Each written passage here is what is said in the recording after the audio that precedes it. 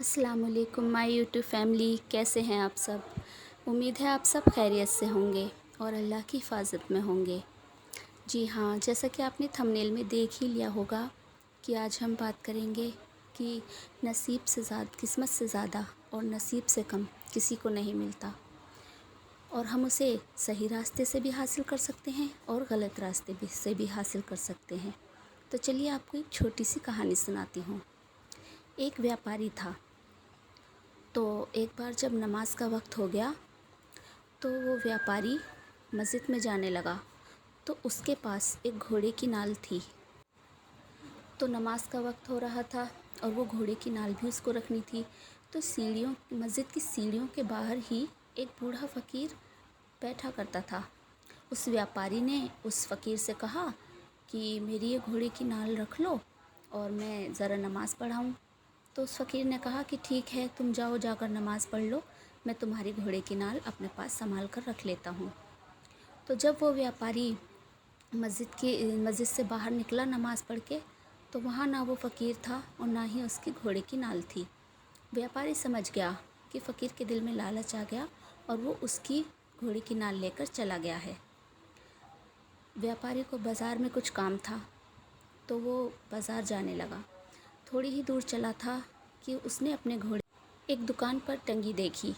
उसने देखते ही पहचान ली कि अरे, ये तो वही घोड़े की नाल है जो मैंने उस बूढ़े फ़कीर को रखने के लिए दी थी। तो वो व्यापारी उस दुकानदार के पास गया और उससे कहने लगा कि ये घोड़े की नाल तो मेरी है, ये तुम्हारे पास कैसे आई।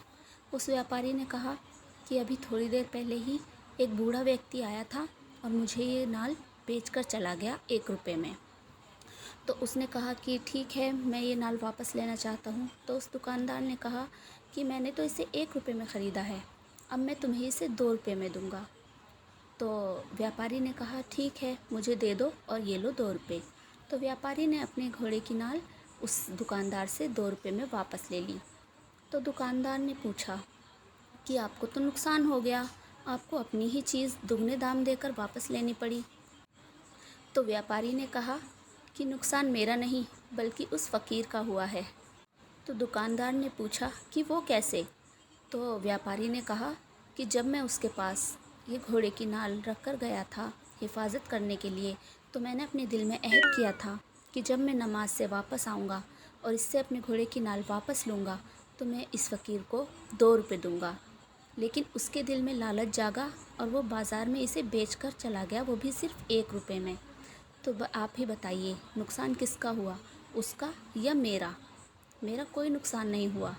मैं 2 रुपये उसको देता, लेकिन उसके लालच ने उसे सिर्फ़ 1 ही रुपये का मुनाफा दिया। तो दुकानदार ने कहा आप बिल्कुल सही कह रहे हैं, और व्यापारी आगे बढ़ गया। तो देखा आपने कि जो चीज़ हमारी किस्मत में लिखी होती है वो किसी न किसी तरीके से हमें मिलकर ही रहती है। चाहे हम उसे सही रास्ते से हासिल करें, चाहे हम उसे गलत रास्ते से हासिल करें।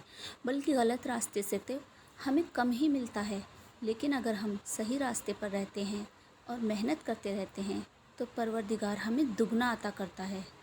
इसीलिए कहते हैं कि किस्मत से ज़्यादा और नसीब से कम किसी को नहीं मिलता। अगर वो चीज़ अल्लाह ताला ने हमारे नसीब में लिखी होगी तो हम तक ज़रूर पहुँचेगी, और वो भी बिल्कुल सही तरीके से। इसलिए गलत काम ना करें। हमारे नबी सल्लल्लाहु अलैहि वसल्लम ने भी फरमाया है कि अपनी अच्छी या बुरी तकदीर पर ईमान रखो। लेकिन हमारी तकदीर अच्छी है या बुरी, ये तो हमें नहीं पता ना, क्योंकि अल्लाह ताला ने इसे गैब में रखा है, और गैब पर ईमान लाना ही असली इस्लाम है। सुख और दुख का भी पैसे से कोई लेना देना नहीं है, क्योंकि रोने वाले तो महलों में भी रोते हैं, और अगर किस्मत में खुशी हो तो झोंपड़ी में भी खुशियाँ गूंजती हैं, हंसी ठहाके गूंजते हैं। हमें सिर्फ अपने परवरदिगार पर पूरा भरोसा रख के उसकी इबादत करनी चाहिए, उससे मांगना चाहिए, सही रास्ते पर चलते रहना चाहिए। हमें वो चीज़ देना या न देना उस परवरदिगार का काम है, क्योंकि वो ही जानता है कि हमारे लिए क्या अच्छा है और क्या बुरा। इसीलिए कहते हैं कि दुआओं से तकदीर बदल जाती है। अगर कोई चीज़ हमारे नसीब में लिखी हुई भी नहीं होगी तो हमारी दुआ और शिद्दत को देखकर پروردگار ہمیں وہ چیز عطا کر دیتا ہے۔